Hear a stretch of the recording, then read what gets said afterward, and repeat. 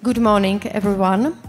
Sorry for interrupting your morning discussions, but I think we should start in order to keep the schedule and not to finish too late because we have quite heavy agenda for today.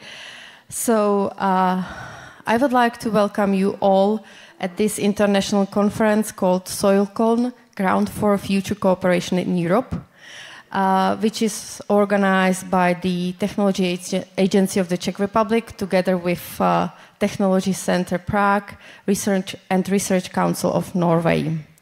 First, I would like to introduce myself. My name is Adela Hradilová. I am member of the board of Moravian Silesian Innovation Center in Ostrava, so I am very happy to be back in Prague again.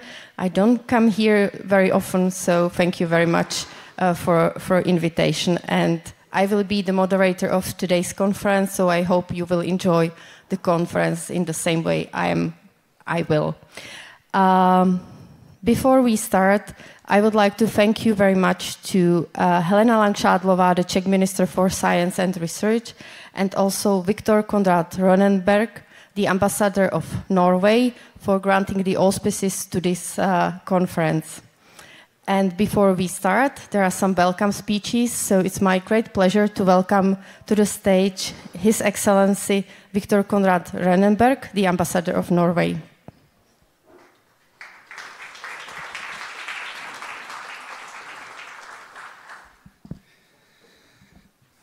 Děkuji. Dobré ráno, raz vás vidím. Distinguished guests, distinguished friends, healthy soils are fundamental for healthy lives and healthy environments. At the same time, land degradation and deforestation are continuing at an alarming pace, also here in Europe. If we do not take firm action now, the situation may become critical and impossible to revert. That is why Norway is so focused on healthy soil, water, and forests. It is also why we, through the EEA and Norway grants, are giving priority to projects dealing with biodiversity, clean water, and climate resilience. Here in the Czech Republic, we have supported a great number of projects to stop deforestation, to reduce pollution, and to enhance soil restoration.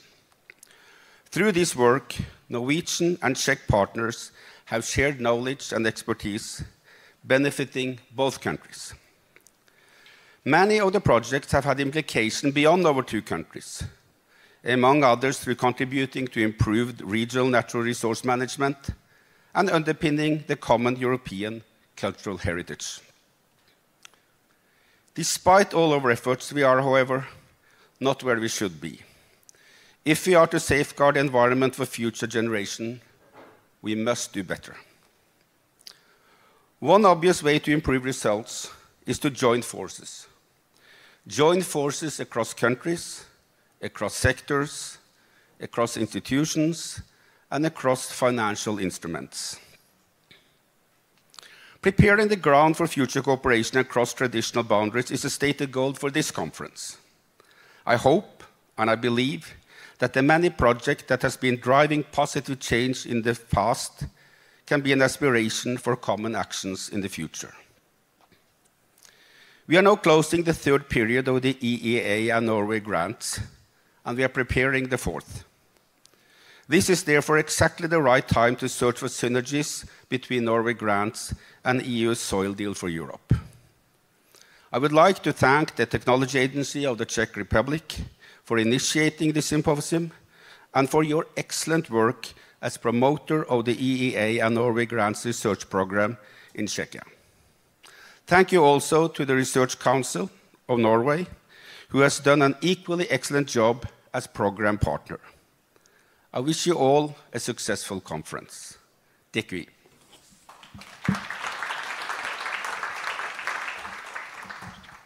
Thank you very much. And now I would like to ask Matu Šucha, member of Board of Technology Agency of the Czech Republic, to set the scene for today's conference.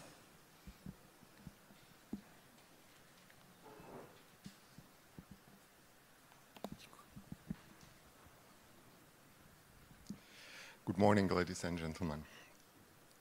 Welcome to the highly anticipated conference SOILCON, Ground for the Future Cooperation in Europe. The choice of the name SOILCON is no coincidence. It's a nod to the gatherings, typically reserved for devoted fans of specific events. In this case, our con brings together a community of enthusiasts and advocates who share a deep passion for addressing one of the most urgent challenges of our time, the preservation of soil health and food security. Today we are truly honored to host this distinguished assembly of expert policymakers and researchers, all of whom share a common dedication to address the pressing societal challenge of soil health and food security through research and development. I'm delighted that the conference connects this challenge with mission-oriented policies. The significance of these policies has grown recently, and today we come together to explore why this approach is crucial for tackling the complex societal challenges we currently confront. At the Technology Agency, we have taken a keen interest in mission-oriented policies. We are involved in experimental initiatives in collaboration with the Ministry of Industry and Trade. Our endeavors are closely aligned with the missions integrated into the current Smart Specialization Strategy in Czechia, and we have cooperated with the Joint Research Center to further discuss. To set the stage for our discussion today, our first panel will shed light on the key features of mission-oriented policies, discussing their challenges and sharing valuable lessons from its implementation thus far. Throughout this conference, one theme will resonate about all the others, the theme of synergies. Success in achieving mission-oriented goals often relies on effective collaboration and synergies between various actors. While missions are typically associated with the Horizon Europe program, it is essential to recognize that they cannot be realized solely through this source. Our second panel will place this issue at its core, specifically discussing synergies in the context of the soil mission. Our speakers will offer insights not only from the perspective of EEA and Norway grants, but also in the broader context of future EU funding. As Mariana Mazzucato suggests, missions must capture our imagination. In our afternoon session, we aim to achieve this by showcasing successful projects under EEA and Norway grants and other sources of financing. I hope that the discussion today will inspire all of us, from policymakers to researchers, to delve deeply into the challenges surrounding the theme of healthy soil and food security. Let me thank our colleagues representing the EEA and Norway grants, especially to the Research Council of the Norway, as their support made this event possible. We are grateful for the support of His Excellency Ambassador Viktor Konrad Ronenberg. Thank you for your willingness to open our conference, and thank you for your kind and insight words. At our agency, we deeply appreciate the opportunity to administer EEA and Norway grants. This has enabled us to support many exceptionally valuable projects, and you will have the privilege of witnessing the presentation of one of these during the afternoon session. Let me also thank our colleagues from Technology Center Prague, who helped us to prepare the whole conference. And of course, thank you goes to my colleagues from Technology Agency who worked diligently to make this conference happen. I wish you all an enjoyable and successful conference, And I hope that the event will bring you a lot of inspiration. Thank you.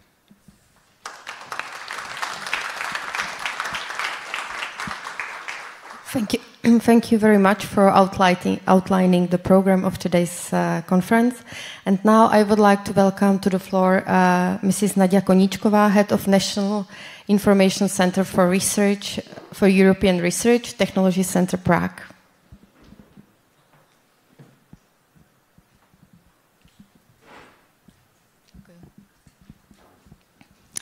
Good morning, dear ladies and gentlemen. I would like to welcome you cordially on behalf of the Technology Center Prague, one of the co-organizers of the SOILCON conference. Technology Center Prague provides services of national contact points for the EU framework program Horizon Europe in the Czech Republic, and therefore the topic of EU missions solving important societal challenges and the topic of synergies between programs contributing to achieve the mission goals is very relevant and topical also from our perspective. Collaboration with technology agency and our Norwegian colleagues, especially I would like to mention my colleague Gudrun Langthaler, in organization of the conference is very natural. Our role as national contact points for Horizon is not only to spread information about opportunities to get funding from Horizon Europe, including its mission part and calls for proposal. NCPs as well facilitate networking for joint project and assist applicants in all aspects of project preparation and later, when successful, also in project implementation. We also closely monitor Czech participation in Horizon Europe, and we also show and present success stories. The participation of the Czech teams in Horizon is still not satisfactory in spite of the fact that there are some positive trends already visible. For example, the number of the Czech coordinators is increasing compared to previous framework programs. Projects supported by EEA and Norway grants in CAPA program and results achieved in CAPA project could lead to extended partnerships and future collaboration in other programs, including Horizon and its mission part. Today's event is, in addition to its strategic and policy dimension, also a good opportunity to learn about successful projects which received funding from CAPA or other programs and discuss challenges, needs, and opportunities for future collaboration. So I wish you all a fruitful discussion and good networking. Thank you. Thank you very much. And last but not least, I would like to welcome to the floor Gudrun Langthaler, National Contact Point for Soil Mission in Norway, Research Council of Norway. Thank you, Adela. It's also my pleasure to wish you welcome, warmly welcome, on behalf of the Research Council of Norway. For those of you who might not know the Research Council of Norway, we are actually the main funding body for competitive research and research-based innovation in Norway. We have a lot of schemes and programs and cover nearly all thematic areas, stretching from basic to applied research. And we are not only a donor program partner in the EEA and Norway grants, we also, just as Nadia explained also for the Czech Republic, we are also hosting most of the NCPs for Horizon Europe, which of course includes all the 5 missions. Our cooperation is also strong with European partners in the TRAMI project. It's for transformation through missions. It's a supportive project financed by the Horizon Europe. And I think here is also a huge potential to support all of you to succeed. We believe in the need, but also in the great benefit that through the support via the partnerships of the EEA and Norway grants, that there is a huge chance to also succeed in Horizon Europe applications. And with 370 million spent so far on more than 350 bilateral projects, in actually 7 widening countries, because we have also strong cooperation with the 3 Baltic states, with Poland, with Romania, and Portugal, in addition to the Czech Republic. And this is really a strong platform, a stepping stone. Many, many thanks to the Czech organizers. We really appreciate that we have this chance to have this organization and this event today. And that will also help us to explore the logic of the missions in comparison to the EEA and Norway grants, and how we can use this for the benefits of all of us. And the ambition of the conference today is actually to raise awareness, to share the vision and the plans in the mission, in the soil mission especially, and realize the potential that we have created in the EEA and Norway grants. So we are building on a strong base already.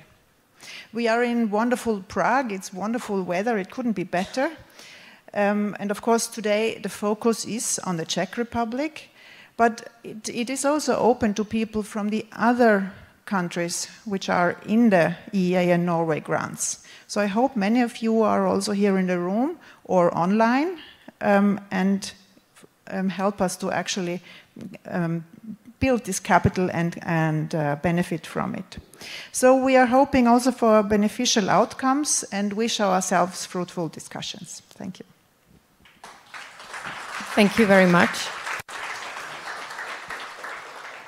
Thank you very much for all welcome speeches. So you learned about the content of today's conference.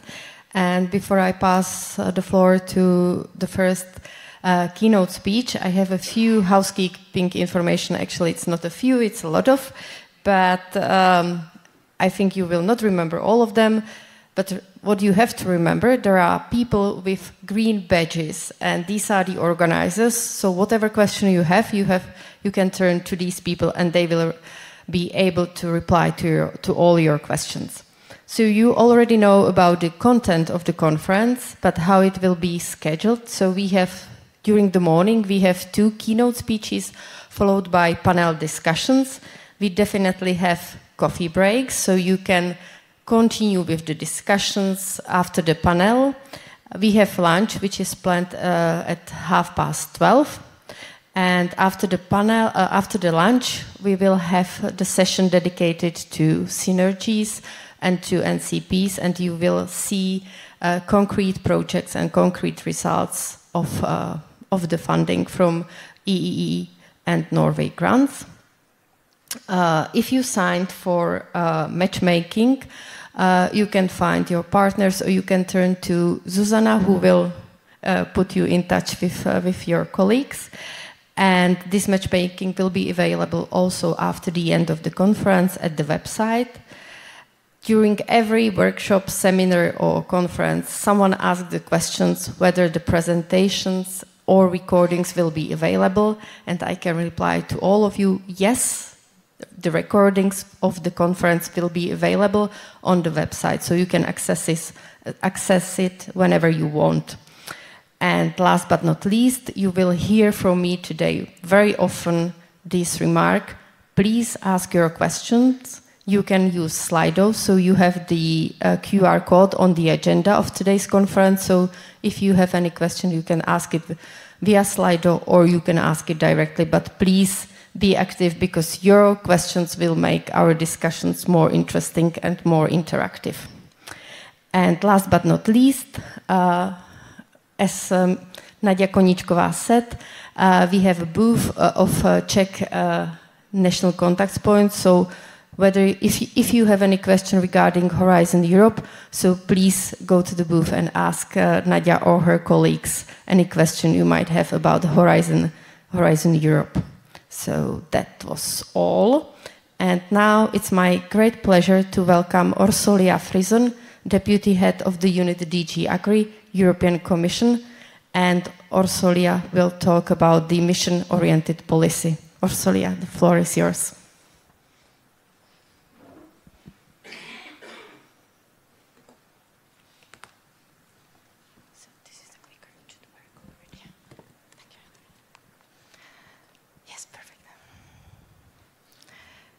Thank you very much for the invitation and for giving me the opportunity to speak about the soil mission as we have put it in place in the frame of Horizon Europe.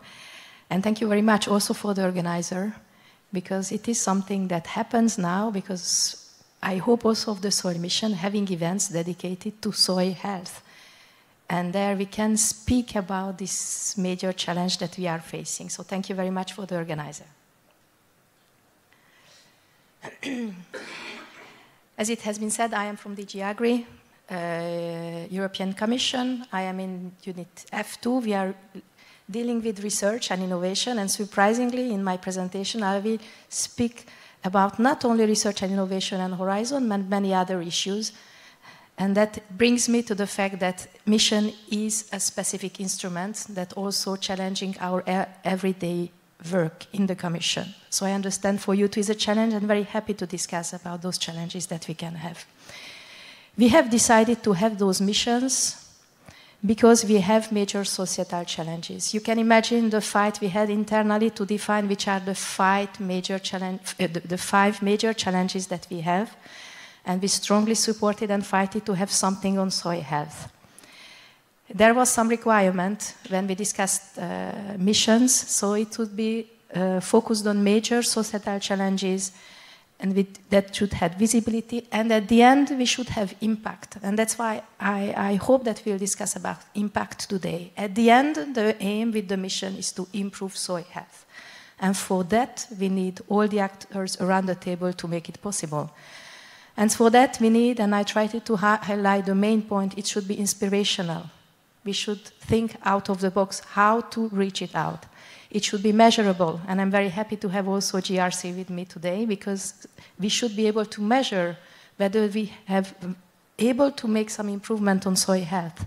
So it should be impactful, as I already said, and it needs that, we need for that to achieve those goals to involve the European population and citizens. And that is specific because we are not used to do that in Horizon Europe. We are not used to do that in DG Agri. So as I said, we have a specific characteristic. We have adopted and established a specific governance system that in principle we support it at the level of the Commission, but also on the field at the national level, at regional level, local level. The TRAMI has already been mentioned as a supporting tool. And at the end, we have set 5 mission areas. You can see all the others: adaptation to climate change, obviously, cancer, climate neutral smart cities, restoration of oceans and waters, and we managed to have one on soil health. That is the 5th mission. And there you can see the mission manager is in DG Agri.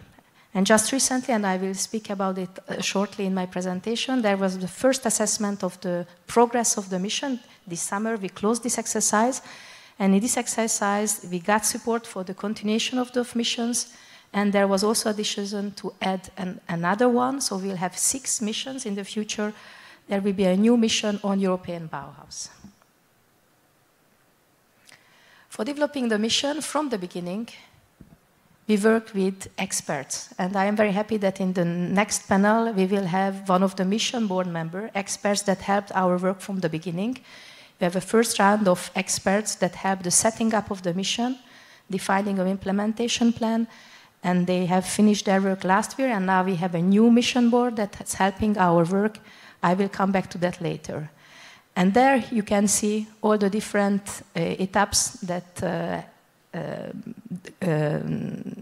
finished in the establishment of the soil mission, a work that started in 2019, and with the implementation plan for the missions that was adopted in 21. So why do we need a mission on soil?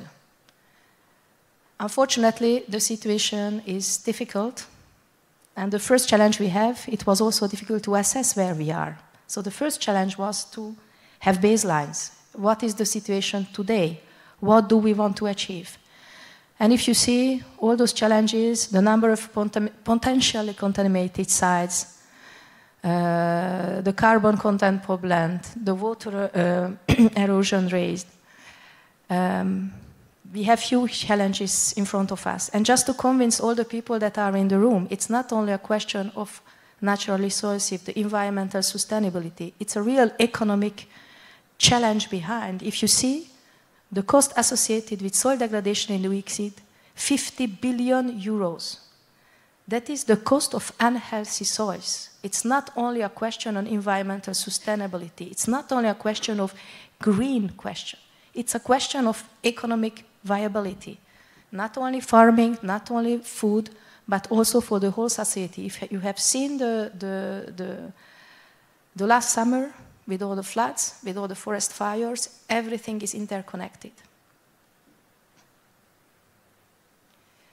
For that, we need, from policy perspective, a supportive framework. As you probably know, the first thing we set is an EU soil strategy that set also clear targets. And now what we have just adopted this summer, it's a Commission proposal for a soil directive. We are also at the same time, and there we are working with GRC on the EU Soil Observatory. It's the question of whether we are able to measure what we do. And of course, we have our soil mission, Horizon Europe Soil Mission. I will come to now to define what we have in this soil mission concretely. First, we have, as I said at the beginning, as a mission perspective, clear objectives. Here we have defined the 8 objectives we have. And some of them are very horizon spirit. You feel behind that is about doing research and innovation in the fields that we are not doing enough. But you can also see that we are going to other directions. When you see that we have improved soil literacy in the society, that is something that we are not used to do. And you see we have a specific point on reduce the EU global footprints on soil. That is the cooperation. That is a global challenge we have. Of course, it's not a European challenge. Of course, it's not a EU challenge. It's a global challenge. So in the last years, we spent many time to discuss, as today, with other partners, with the society, with foreign countries, because they face the same problem. People coming from Australia, there was soil advocate in Australia who was just dealing with the desertification issue in Australia, with New Zealand, with Japan, with America, with African countries, all coming to us saying, let's work together. We all know that we have an issue. So let's share, and that is a question of cooperation. Let's share what we know, how we can improve, and let's do it together. So in the frame of the mission, we have 4 building blocks. As you see, we still have, because we are Horizon Europe instruments, a research and innovation component. So every year we are doing research and innovation in the fields that we are still not doing enough. And what we have seen when we screened and we established the research and innovation agenda, that we are doing a lot on agricultural soils, but we are doing much less in our fields. And that is also challenging for us. As I said, we are from DG Agri, so we are used to do research and innovation on agriculture, on forestry, on rural areas. But for example, on urban soil, so far we are not involved in this kind of research innovation. So we also learn from DG Agri to see how we can work with other services, so we make them come to our issue of soil health, for example, on urban soils. The main tool we have is the living labs and lighthouses, and I think there will be a discussion more precisely on that. I will have a short slide just to introduce it, but we'll have time to do it later on. It should be concrete what we do. Living labs and lighthouses. Living labs are experimentation sites. We are testing, and lighthouses, we are showcasing, we are demonstrating good solutions. There is a whole package on soil monitoring, and on that we work very closely with GRC. So we need to have baseline, and we need targets, and we will need to be able to measure what we do.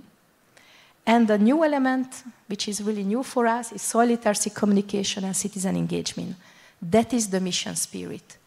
And you will see what we have done so far to engage with citizens, to engage with regional, local authorities, to engage with schools, to engage with private partners.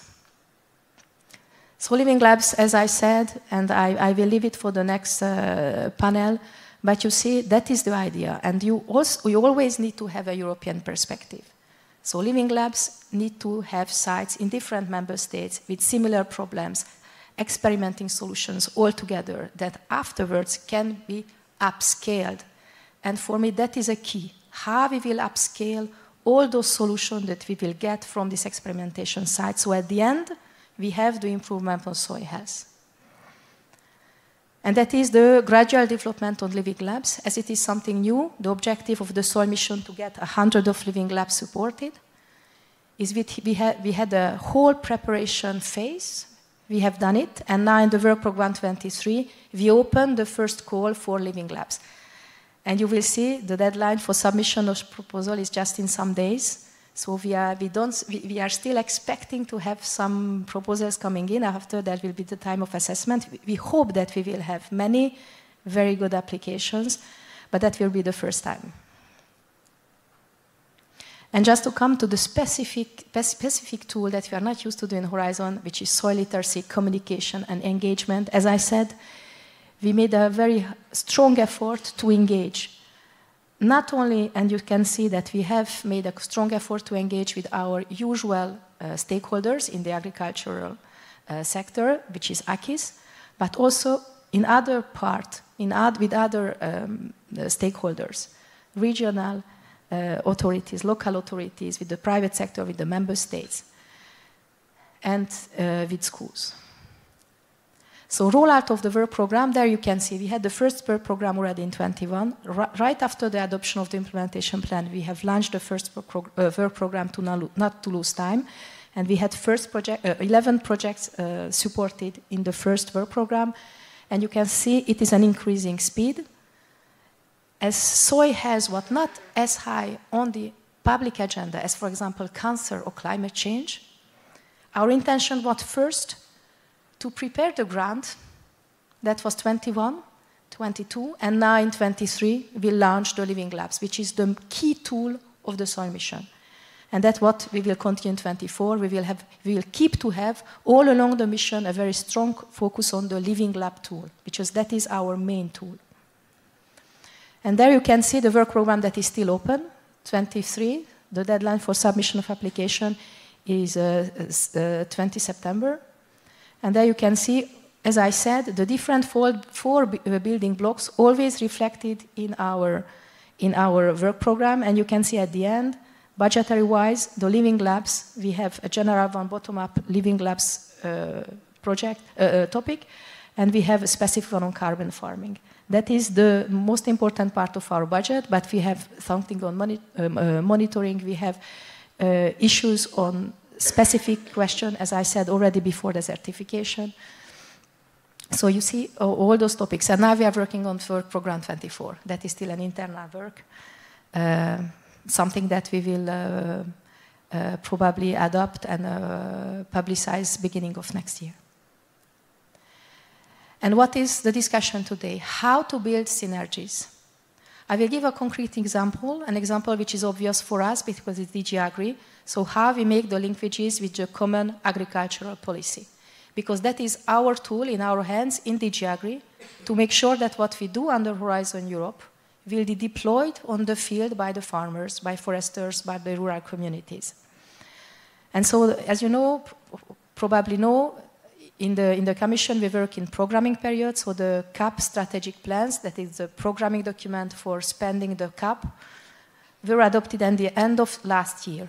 So our work was to ensure that in the CAP strategic plans, the soil missions is recognized as a tool with which we need to make a bridge, to recognize that there is a bridge to be made between what we do under Horizon Europe and what can be deployed with the support of the CAP.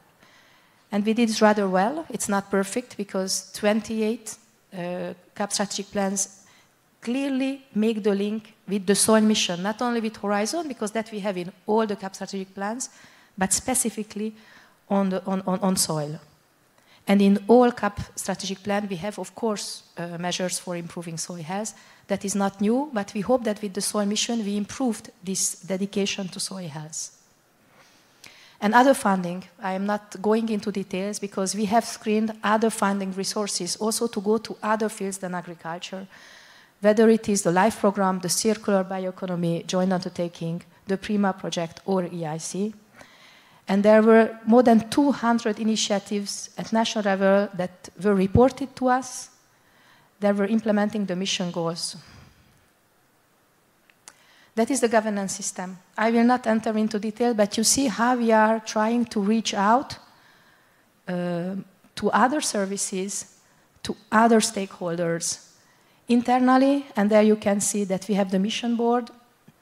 I insist on that because we work with experts, and that we will hear about in the next panel, and also with different territorial level, and the financing was there. Somebody mentioned previously the financing question, also with European Investment Bank.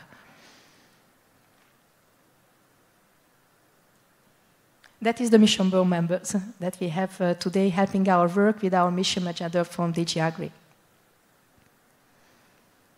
So as I said, we have assessed how successful the mission are, and that exercise we ran this summer. We had the communication adopted July, and it's good because it was a very stressful period for us to assess whether we have achieved the mission goals that has been set, whether that is a relevance to go for a new tool, the missions, whether it has an added value. And after the assessment, and the assessment was internal and external, the final outcome was that we did the job and we can continue. So we are on track in all the 5 mission areas. We even get a small budget increase. It has been decided, as I said, to widen the scope of the mission, adding an additional mission, the new European Bauhaus. But of course, that is also a time to identify in this kind of exercise the challenges we place. So also that's why I'm very happy to be here. Maybe together we can think about whether those challenges, how we can address them all together. It is a question of involvement, deployment. How can we still improve on there? And that is a political level, and there is also an investment level with the private sector, where we still need some improvement. And that is a question of citizen engagement and stakeholder engagement that is key and on which we can still improve. And it has been decided in 25 we will repeat this exercise.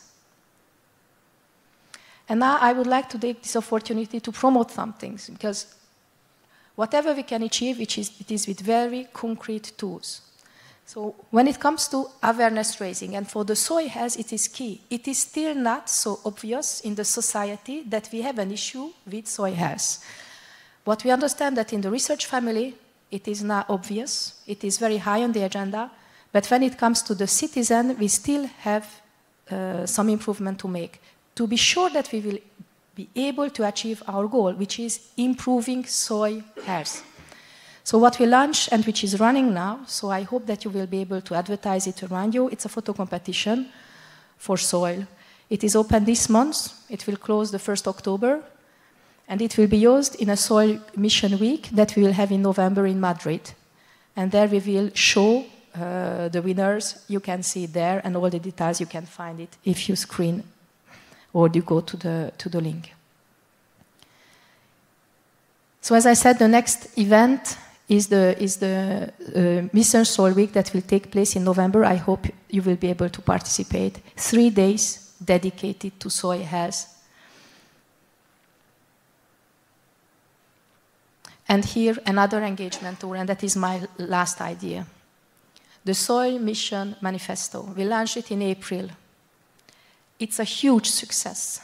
We have more than 1,600 persons and legal entities who signed up to the Soil Mission Manifesto, whether saying that they are supporting this idea or proposing concrete actions. We have also our Director General, our Commissioner, supporting it. It has a high political support, but not only. Individuals also support and sign up to the manifesto. Of course, it is still open. It is a way to manifest that you are in favor of improving soil health, in favor of commitment, in favor of that we are keeping the commitments on soil health. So it would be nice if you could also promote. And here you have the 5 points of the soil manifesto. which is about underlying the needs, the problems, and the engagement to act. And as you can see, that is the status quo for the moment. How many natural persons and legal entities have signed the Soil Manifesto? That will be from my side. Thank you very much for the attention.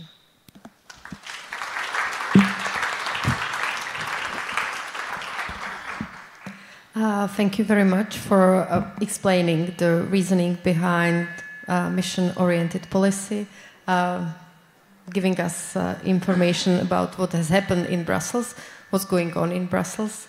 I have one question. You also pointed out in the end of your presentation that more involvement of private sector is really needed in the mission. So does the Commission have any concrete ideas, plans, how to do it?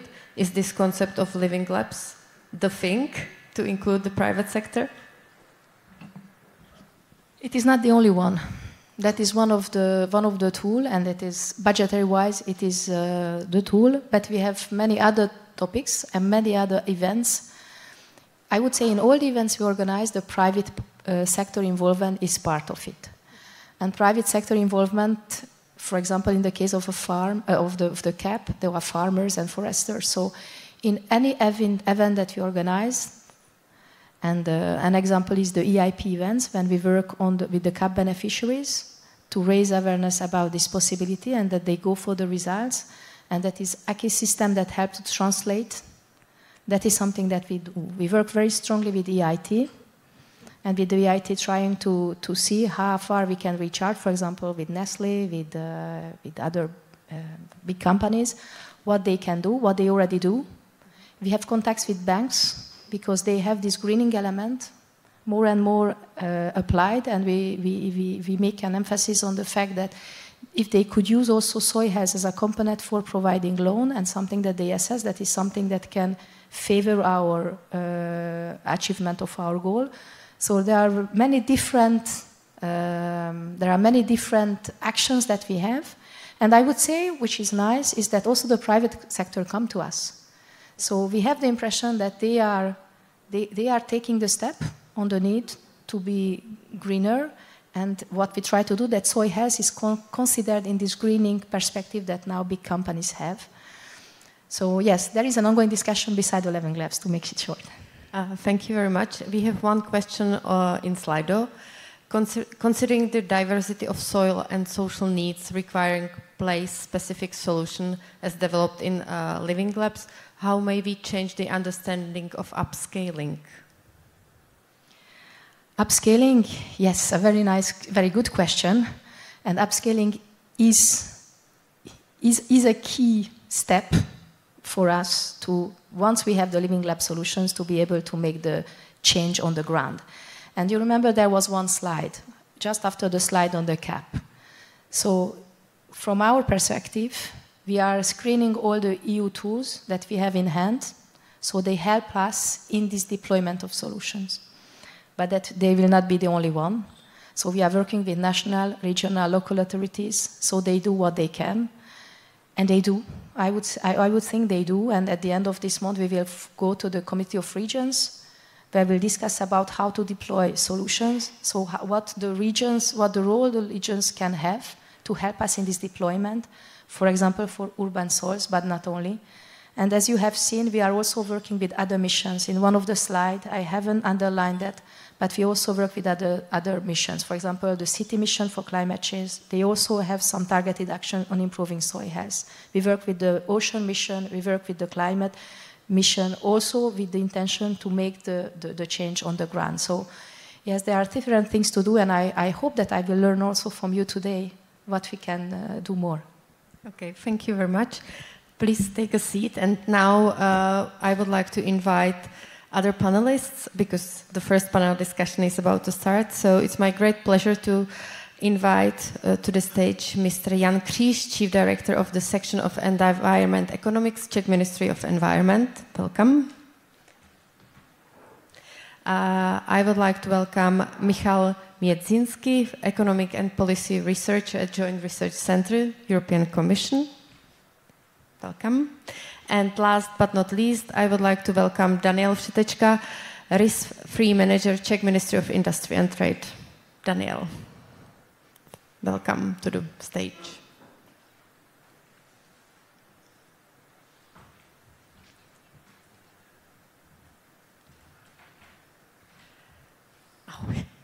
So this panel discussion will be about mission-oriented policy. Why is it so important? Why is needed now when we are trying to tackle the societal challenges of sustainability? We will talk about what has been already achieved, but we will also touch upon the things which constitute the challenges for policy, for mission-oriented policy. So. My first question is to Michal. Why is the mission-oriented approach crucial in addressing societal challenges? And which features of the policy would you highlight as the most important?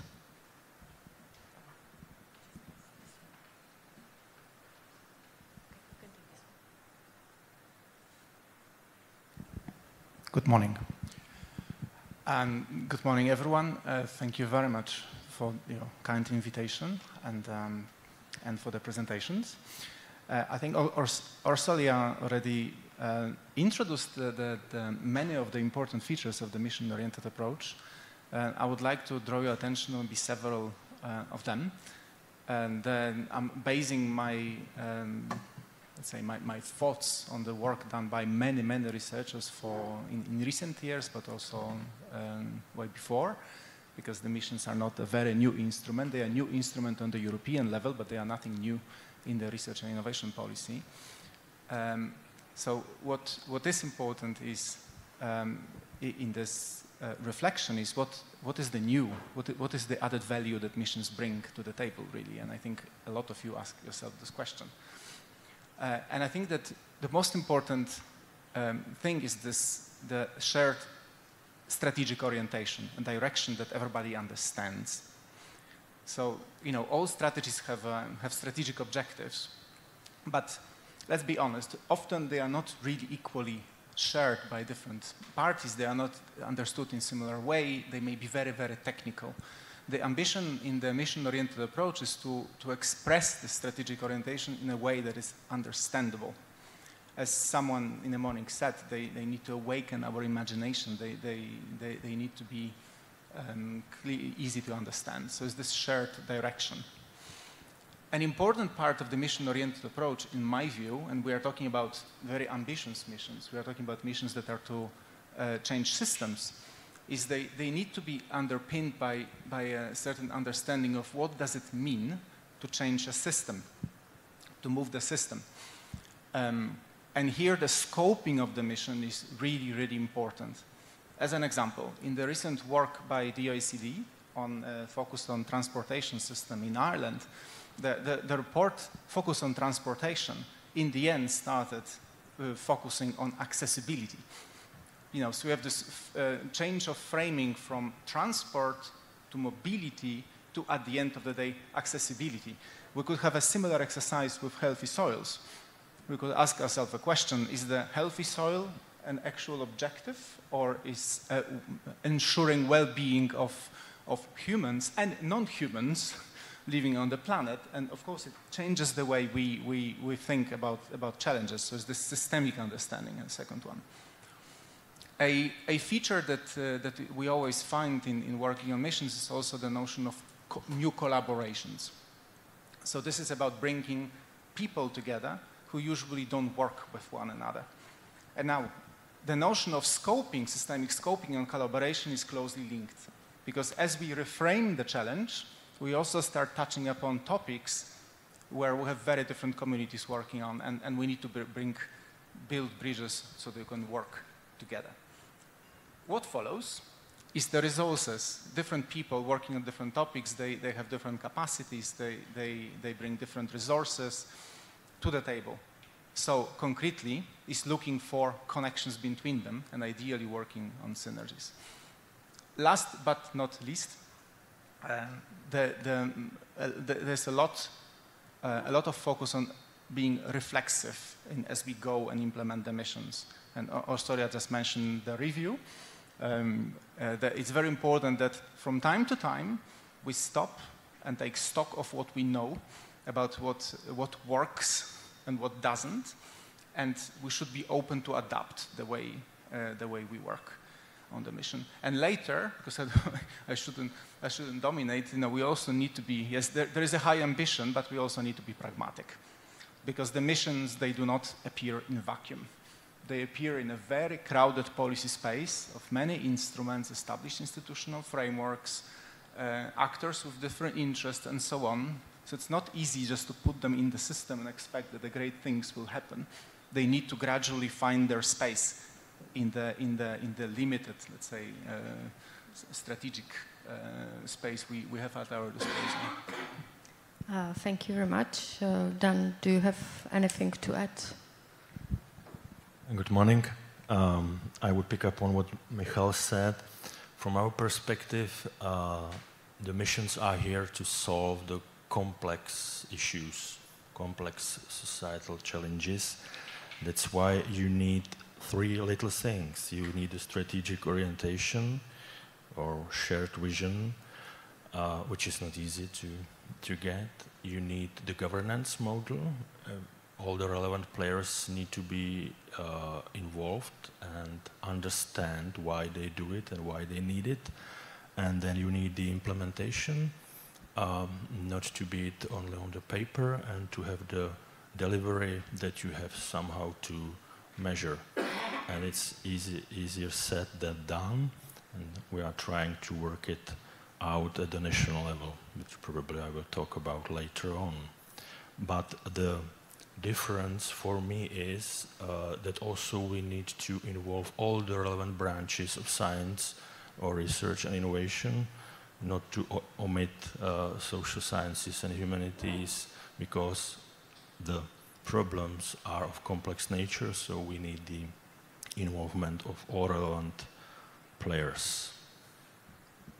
Thank you. Mr. Kříž, your ideas, your thoughts. Good morning. I am not directly involved in the EC policies and Horizon, etc. I'm responsible for, let's say, small unit in Ministry of the Environment in the Czech Republic for research, and I'm also responsible for grants in Ministry of Environment, including soil. And what was presented by Orsoila, it was very interesting. It resembles me our research that we support through Ministry of Environment.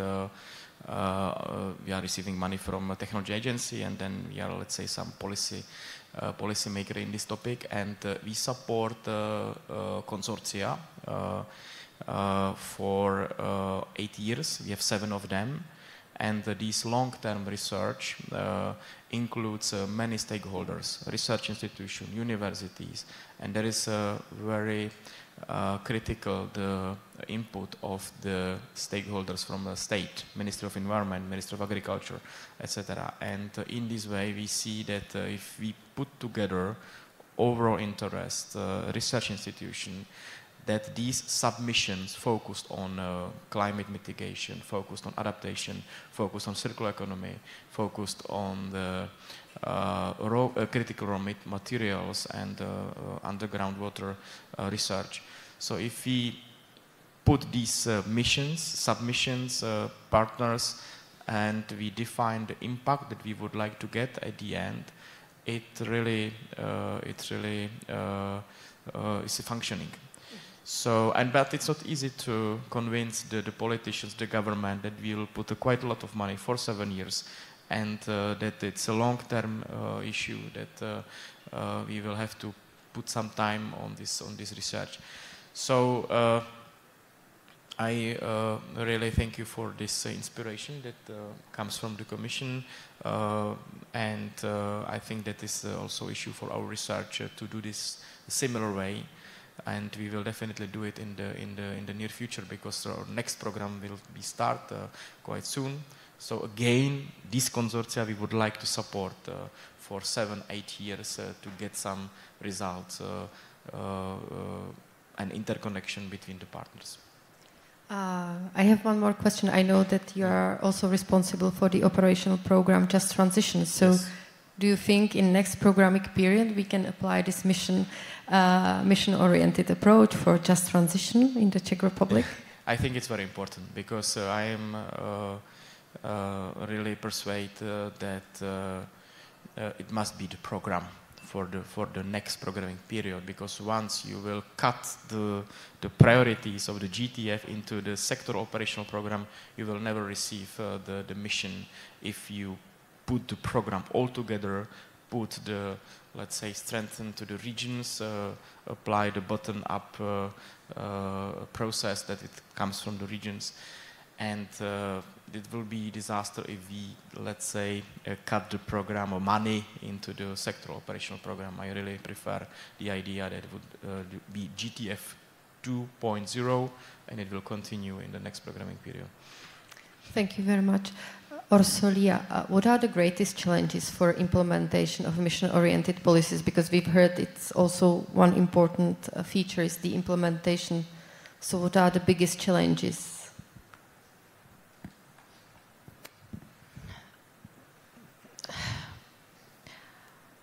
I noted down many comments from the other panelists, and it was very interesting.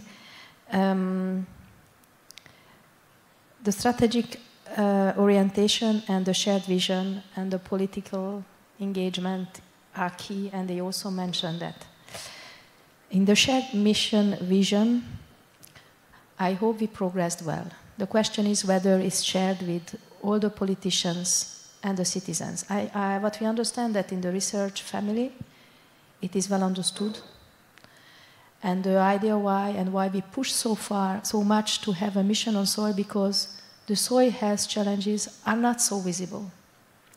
Why the people who are working with soil, they know that we have an issue that can impact whatever we have, whether it is civil security, whether there is food security, whether that is nature protection.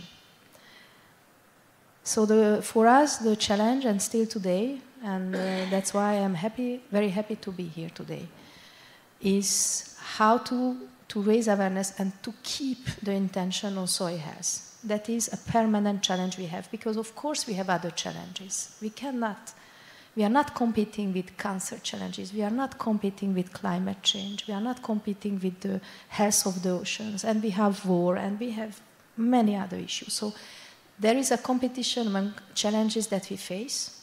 Our job is to keep to say, and to raise awareness of the society. Soil health, even you don't see it, it is a problem.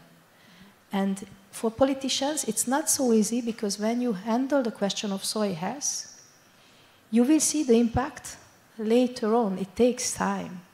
It will not make a result in the time of a normal political round. So we should have, and we are still need to make progress, and that is a challenge. When you have issues that are not producing results so quickly, how to keep the engagement at long term. And that's why we need also citizens. That's why we also need different layers from the different local, regional level. And when you see the signatories of the Soil Manifesto, we have for the moment a very limited number of regional and local authorities. We need their engagement. As we need the engagement of member states, as we need the engagement of high politicians. We have 1,600 signatories. A lot of them are individuals. So we can still improve there, and to have this common approach, and that is, I would think, the challenge. I am not sure that it is in the research innovation side. Thank you, Mr. Kříž. I think this political vision or political dedication for the mission-oriented policy is also the challenge in the Czech Republic. But what other challenges do we face in Czechia when implementing the mission-oriented policies? I think that one of the issues that is quite problematic, and we should try to solve it, is resortism. That each ministry is working by their way. Sometimes we can find really lack of better communication. This is one of the issues that should be improved. It's being improved in the time, but still I think there is much room for improvement.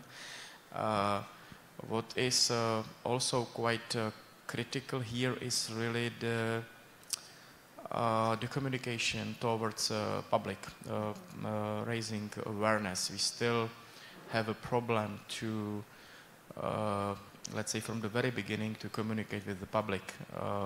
Also the example of GTF,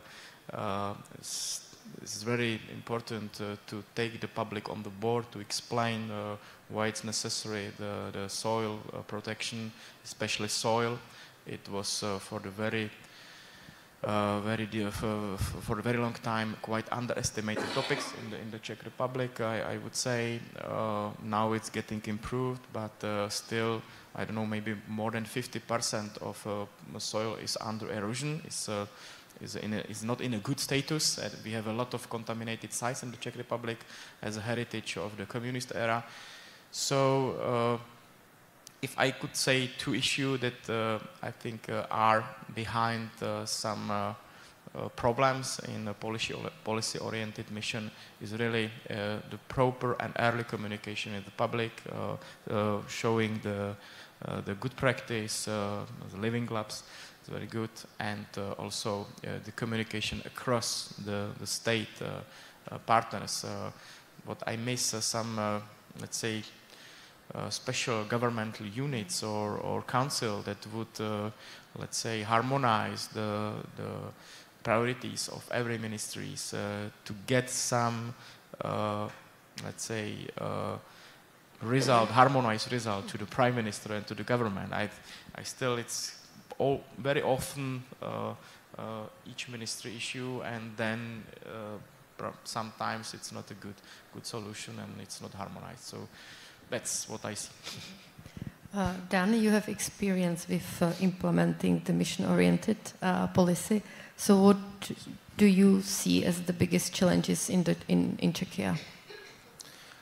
I would echo the onboarding of all the people that have the money to finance the projects. That's really, as Michal said, it's kind of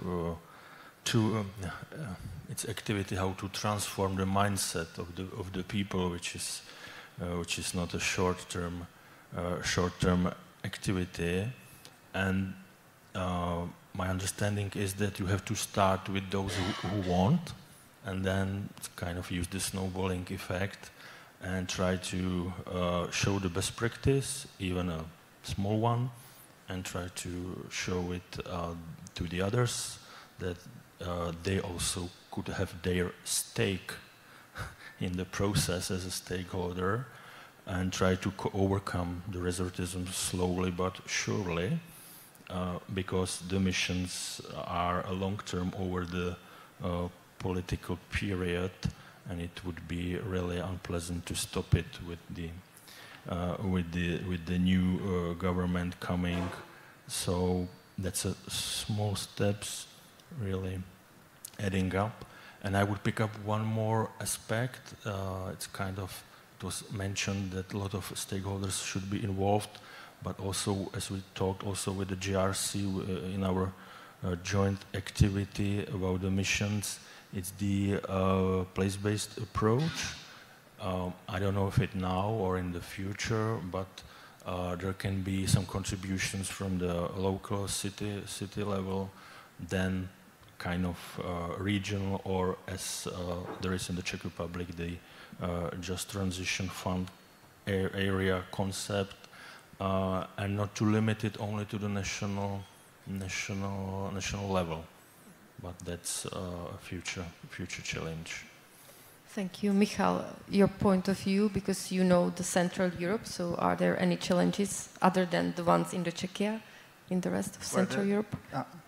Waking up to this panel. I mean, there are plenty of challenges, obviously, and some of them would be specific, I guess, for any locality, country, group of countries, and globally.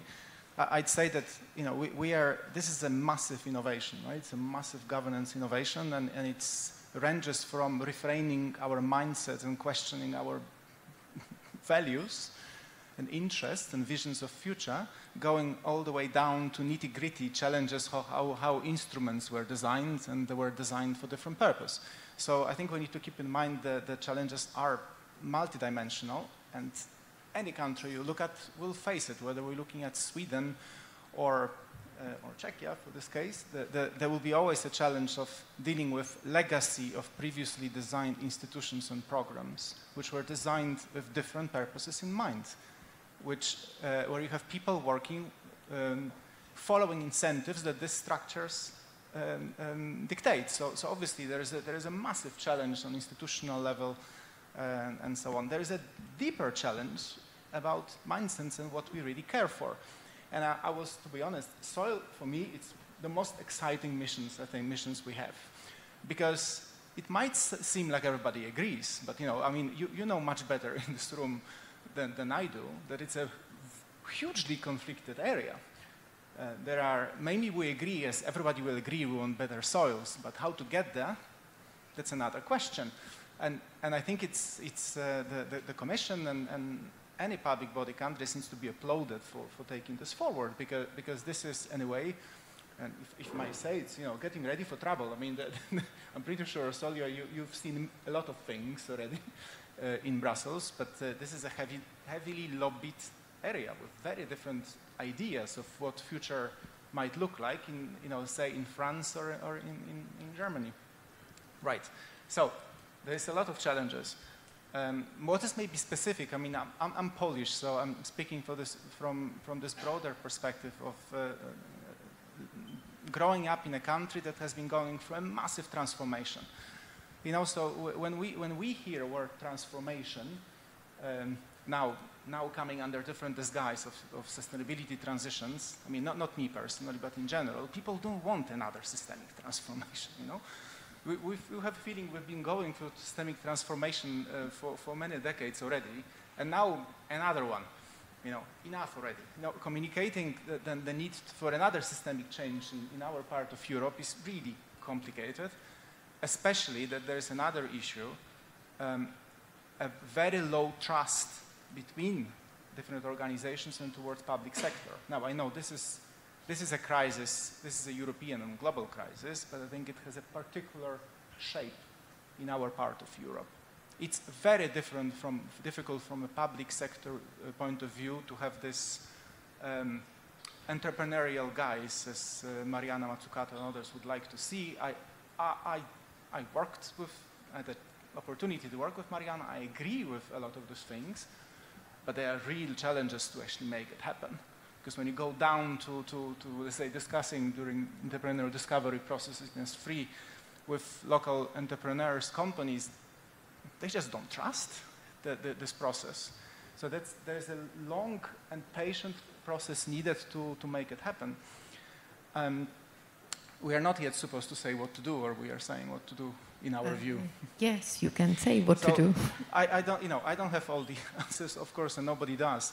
But I think that we need to have a kind of ambidextrous, we need to be ambidextrous about it, so use both hands and both sides of our mind.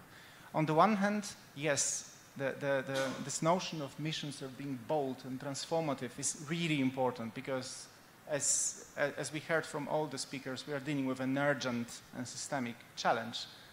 This is not a moment to shy away. We really need to do it.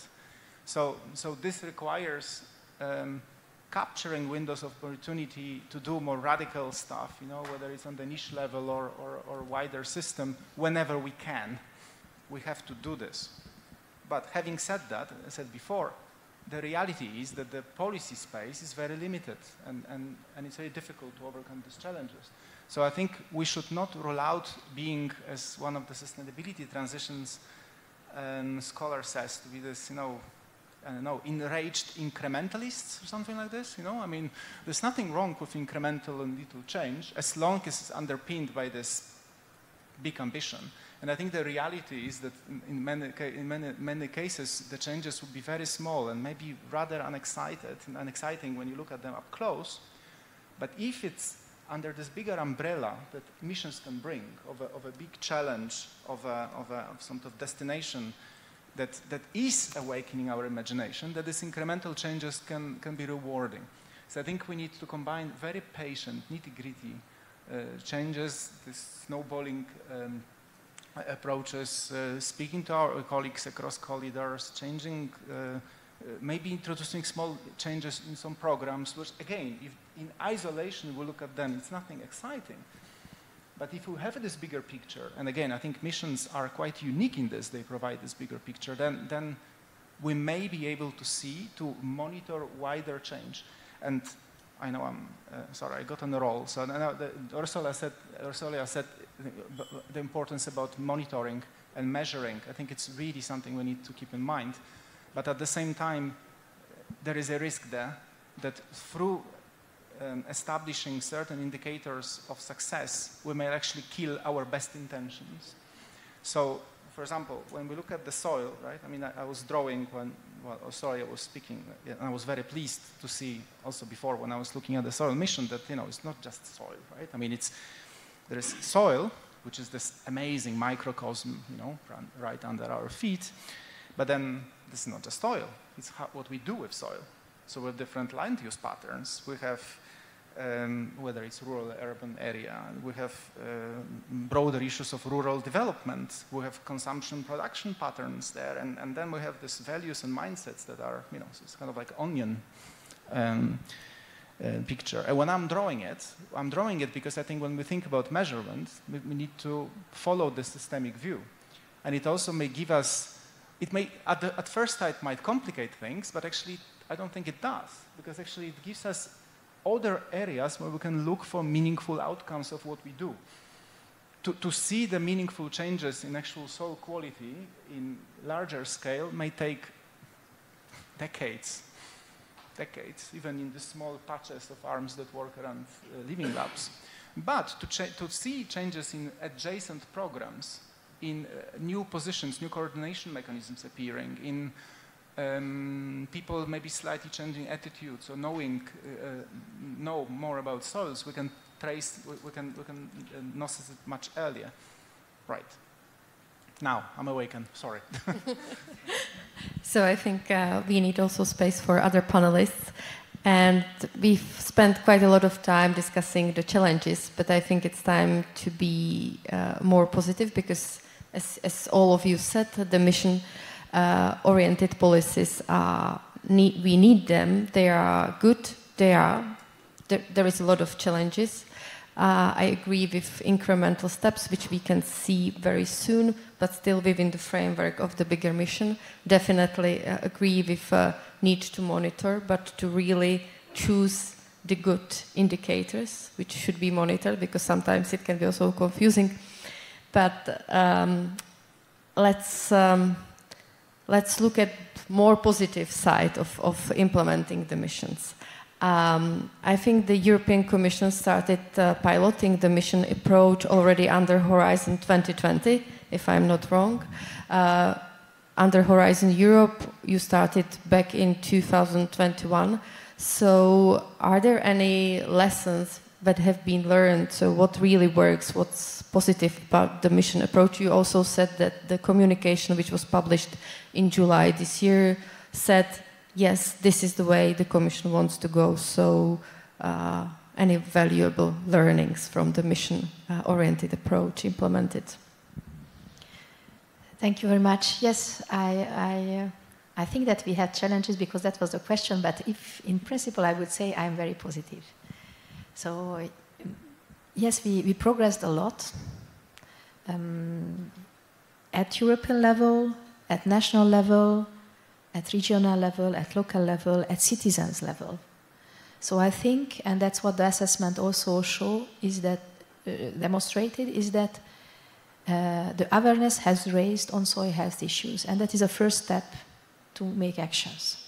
We have the political frame to do so, as we have a strategy, now we have a directive, we have the Soil Monitoring Observatory that is under setup.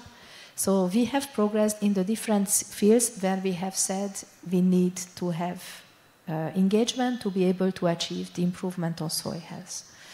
So I think concretely we did a lot. With the numbers, behind the 200 national events that has been reported to us, there is effort from the politicians, from the private sector, from the different fronts, from third countries, to work all together to recognize that we have an issue, to identify concrete funding instruments that can help, and to program concrete actions that can be done. So that is huge. You can also see the work program we have. So we have started to work on desertification, on soil health, on monitoring, on citizen engagement. We engage with regions, with local authorities. We have engaged with citizens, with schools. Many initiatives have started. And we hope that we have prepared the ground for the living labs. Let's see now with the application period just closing, but we hope that we have well prepared the ground to have these living labs.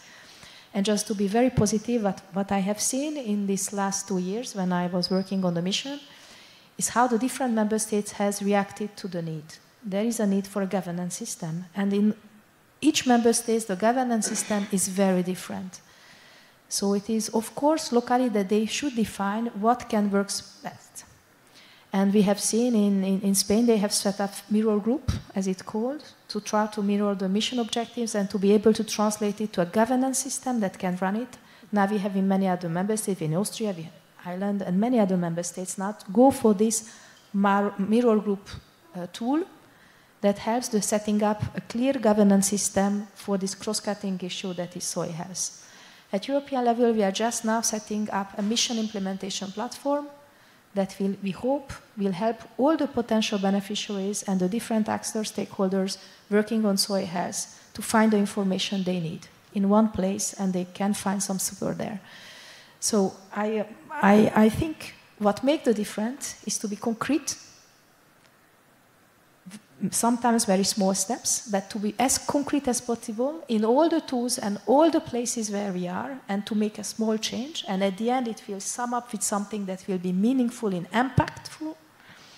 And it needs people that are committed behind. Everything depends on people. So that would be my side. Thank you. I think that Czechia was one of the first EU member states which tried to combine S3 strategy and mission-oriented approach. Dan, I think you were behind this initiative. Could you elaborate a little bit on lessons learned from this exercise? What surprised you in a positive way? What didn't work so well? How you managed to incorporate regional and local level to this? Yes.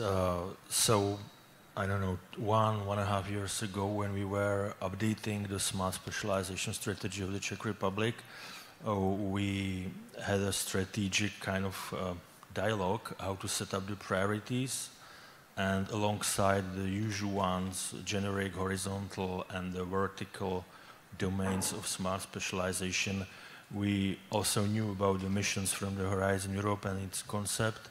We tried to think about if we could define a need to set up kind of national missions, if there are any societal challenges that we are on the basis of some evidence and analysis, if we can join the forces between the stakeholders and try to define some cross-cutting topics. And it worked out into 2 missions. One is the I call it green mission, but it's improving the material, energy, and circular nature of the economy. And the second one, it's kind of security and resilience topics. And we didn't knew back then that it's going to be a much hotter topic than it was 2 years ago. And it worked out into the national kind of consensus in a way, and we are really happy that a lot of the funding agencies step on board, especially the Technology Agency of the Czech Republic. Some of their programs are reflecting and implementing those missions, and that also our colleagues from the cohesion money, mainly Ministry of Education and our Ministry of Industry, but we are discussing with a lot of other ministries and agencies about the future onboarding. And now it's about maintaining the whole management cycle, as I would call it, of the mission. We need to develop and finalize the methodology, kind of generic methodology everyone who in the future will want to define a mission could use, also with valuable inputs from JRC, and then to keep on onboarding.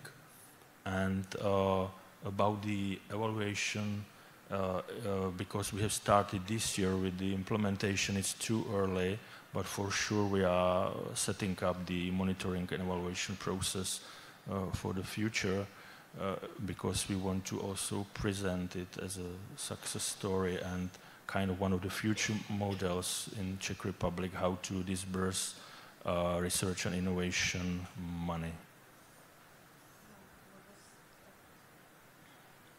What was the most difficult when defining this national mission, and how is it aligned with the EU missions? The most difficult is talking to the power people, that you have to convince them and onboard them, to explain them in, not I wouldn't say 5 minutes, but in 10-15 minutes, the gist of the idea and why they should be interested. And if you have them then on board, it's really, you have to be very well prepared, kind of a startup exercise, presenting in front of the investor your idea. It's maybe we should call a mission exercise, kind of startup exercise in a way. It's really a great idea. Michal said it's a governmental innovation, or it's an institutional innovation. And maybe talking about it as a startup, policy startup, is really a good comparison. Aligning with the Horizon missions, there are some overlaps, but really we haven't thought about it as that we have to be 100% aligned with the missions, because we had to build it up on the analysis what are the problems of the Czech Republic. And then maybe in the future there will be more overlaps with the Horizon missions. But for sure it's about the future dialogue between member states and European Commission, if there shouldn't be any strategic dialogue about better aligning the whole process from the beginning. That's really an opportunity, in my opinion. And will Ministry of Industry and Trade continue in defining other national missions under S3? Now we have to wait for how these two first missions will work out. Let's say in the meantime we will finalize the methodology, and then we will see. But I would give it 1 more year to see the results. But along maybe if there will be a new dialogue or need, we are open to it. Michal, from JRC perspective, do you have, or could you name some successful achievements of mission-oriented policies? And can you also elaborate a little bit on alignment between national and European missions, like Dan did between the Czech mission and European missions? Yes, but before, let me. I would like to congratulate our Czech colleagues for actually taking this initiative on board, because that's me personally saying that they didn't have to do it. I mean, it's really an example of an innovative attempt coming from within a ministry to give a new life, new impetus to a well-established approach, smart specialization.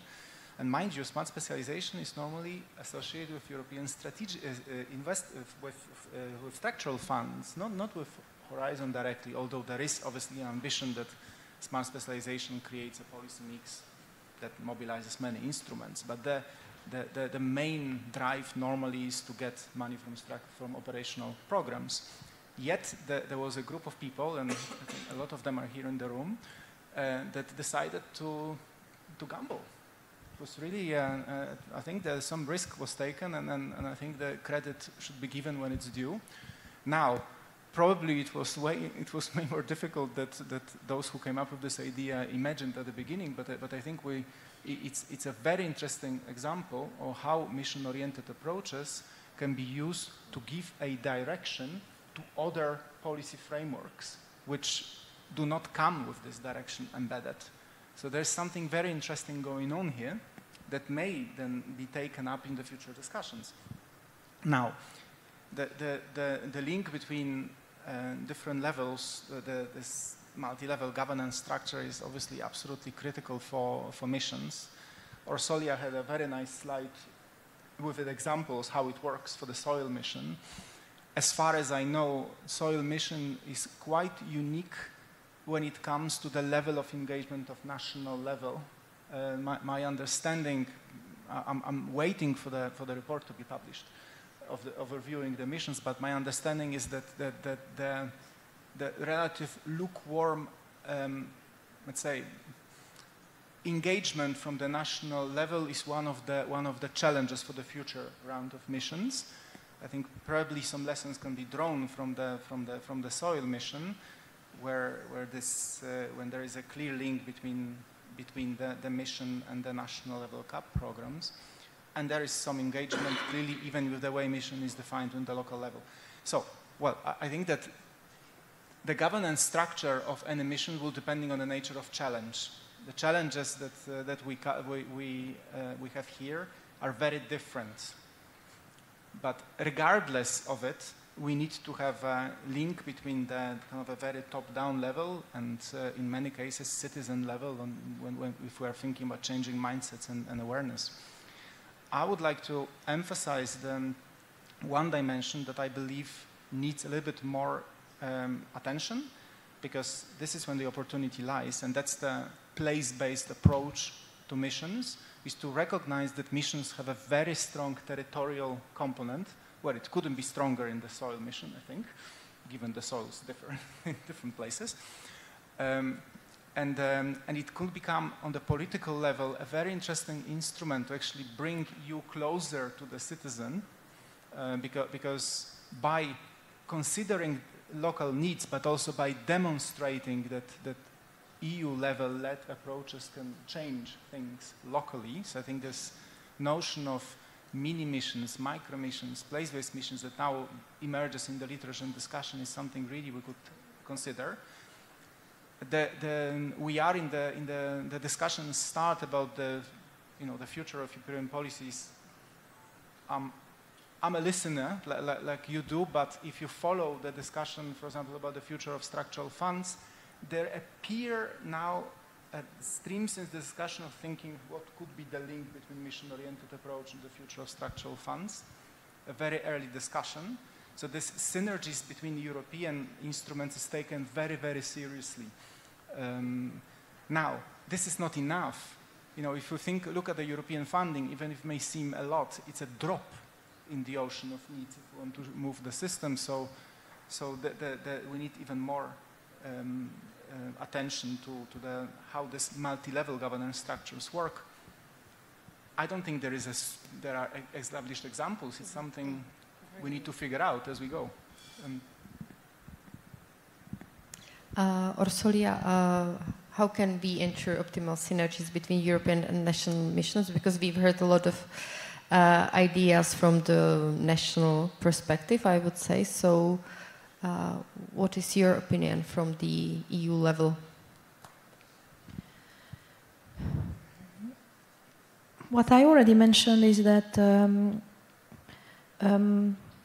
what we do at European level can to a certain extent be mirrored in the member states, but sometimes it's more difficult. And of course, it all the time needs to be adapted. But what we try to do at our level, and it's also a challenge for us, is, for example, to reach out to the structural funds to convince the colleagues who are willing with smart specialization strategies that they take on board the objective that we had in the soil mission and to make these linkages. That is a question of timing. And that is, they are not always aligned. So that is a question of how can we still jump into a process that is already ongoing. But for that, we are also setting up this discussion mechanism where inside the European Commission, we discuss with our colleagues, with GRC of course, but not only. And that's why we also have a study on the work with the European Innovation Bank, with the Erasmus Plus program, with the European Solidarity Corps, with the LIFE program I have already mentioned, with joint undertakings, that's the CB, for example. So we are still trying to identify all the instruments, and when you see, for example, the EIC program for last year, you have many things on the soil. When you see the CB joint undertaking program, you see that we make the link with the soil mission and we do things on the soil mission. So yes, there are different objectives, different missions, even at European level, then we try to harmonize it. When it comes to the national level, it is about people and governance people locally. What we try to emphasize, and we went in all the member states, is to say we need a specific governance system that is adapted to your needs. And I was surprised to see you two in the panel today, because in principle there are people from the Ministry of Agriculture.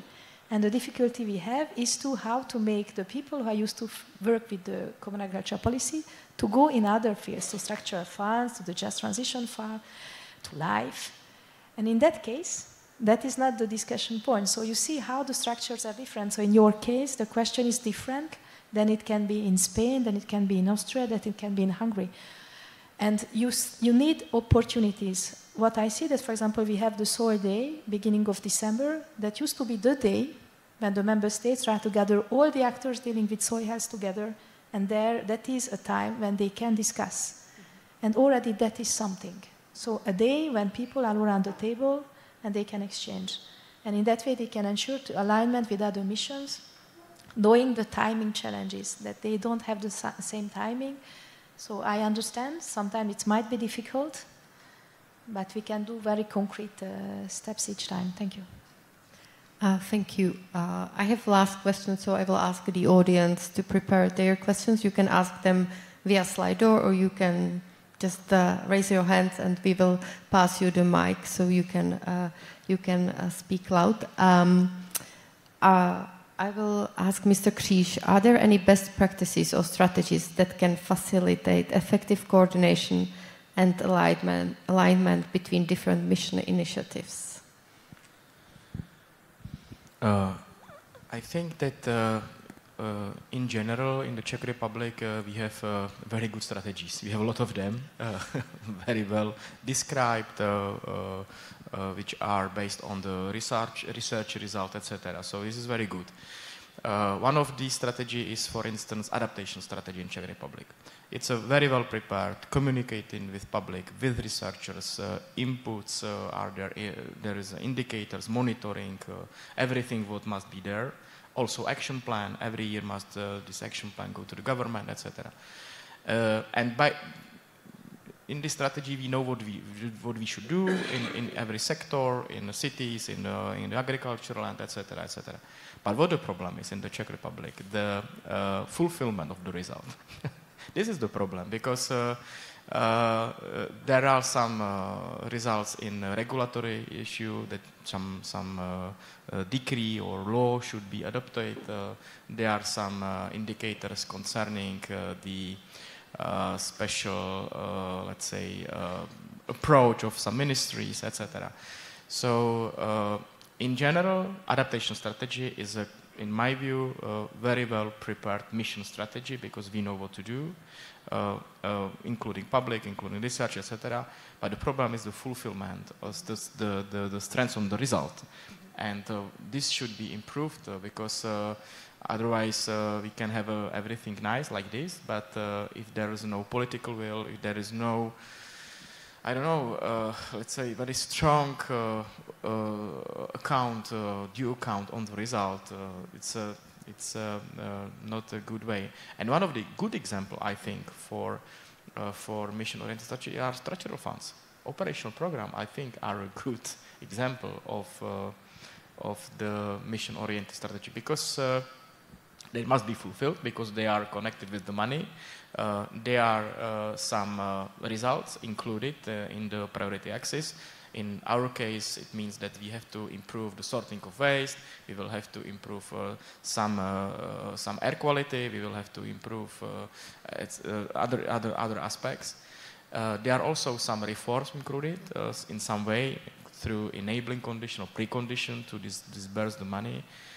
And this function, because our politicians are very afraid of the stop of the money, and it really goes in a proper direction. But it's not enough, definitely. We will have to build the overall environment, and this is just a small, really a small piece, the structural funds in the environment. But this area, in my view, is functioning like GTF. It was very well prepared, a long communication with public. Before there were some strategies in the region, and now there are really focus on input or impact, like the people that will go through some trainings, like people that will be working in research and development in the future, the increase of this figure. There are indicators concerning the small and medium-sized enterprises, etc., etc. So, and I believe that it will be fulfilled, but it's still connected with the money. So this is the example. Thank you. Dan, what is your opinion? But are there any best practices or strategies that can facilitate effective coordination and alignment between different mission initiatives? It would be strange for me to answer differently than the smart specialization strategy should play its role. Yeah, it could be one of the governance documents, in my understanding, because it's approved by the government and discussed throughout the relevant stakeholders. Yeah, I would, and it's linked also to other strategies of the Czech Republic. But as always, if you have the activity, it should have some political sponsor, it should have a leadership, and it shouldn't have 10 documents governing it. It should have one. So I would vote for our strategy, updated one maybe a little bit. Let's utilize what has been done in the past for the future. Okay, thank you very much. Orsoya, you would like to add something to this? No? Okay, I made a mistake in the beginning, and I do apologize to Eva Brožová, who is the rapporteur for this session. So she's taking the notes of what has been discussed, and she will then present it in the end of today's conference. So Eva, I'm really sorry. I just it was my mistake. I always make some. So, but I'm a human, so it happens. So now it's time for your questions, because I used almost 45 minutes. So any questions from the audience? Okay, I think we have a lot. So the first one, groups at all scales exist already on environment and soil care, from allotment of organization to think tanks. How do the panelists see supporting them? Orsolia?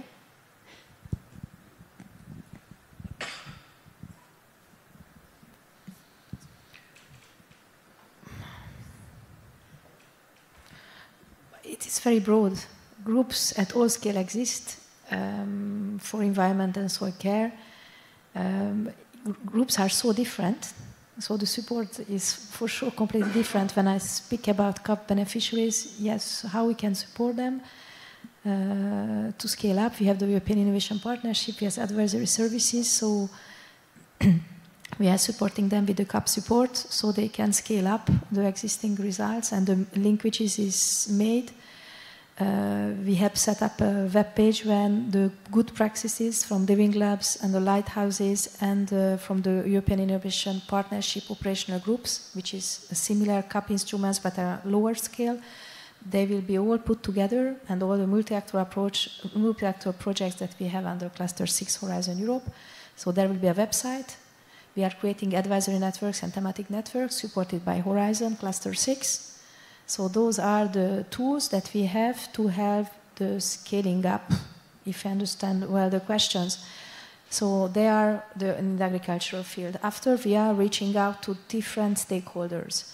When it comes to regional level, we are in discussion with many regions coming to us, seeing what kind of funding opportunity this can have, and there, depending on what they have in mind, whether they can do it under the climate mission or the city mission, or they can go to operational funds, to the structural funds, the cohesion funds, the just funds, the recovery funds. So there are many other European level funding instruments. When it comes to the school, we tell them to go to the Erasmus+. So there are very different possibilities. So and after that is the private sector coming to us, asking also where they could get support. We have also an ongoing discussion. And we are supporting the question of startups came out in the EIC. We are supporting startups. There we can support them. So there are many, depending on which are the organization and groups that are ready to scale up. So at European level, I think the palette is rather broad. How does Ministry of Environment support different think tanks, NGOs, and other organizations?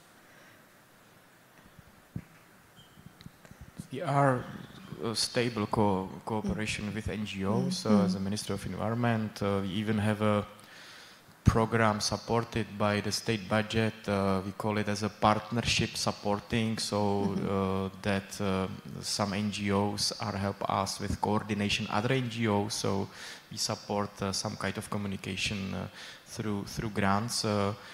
And in the soil, definitely, it's a big topic for them. So there is a strong cooperation.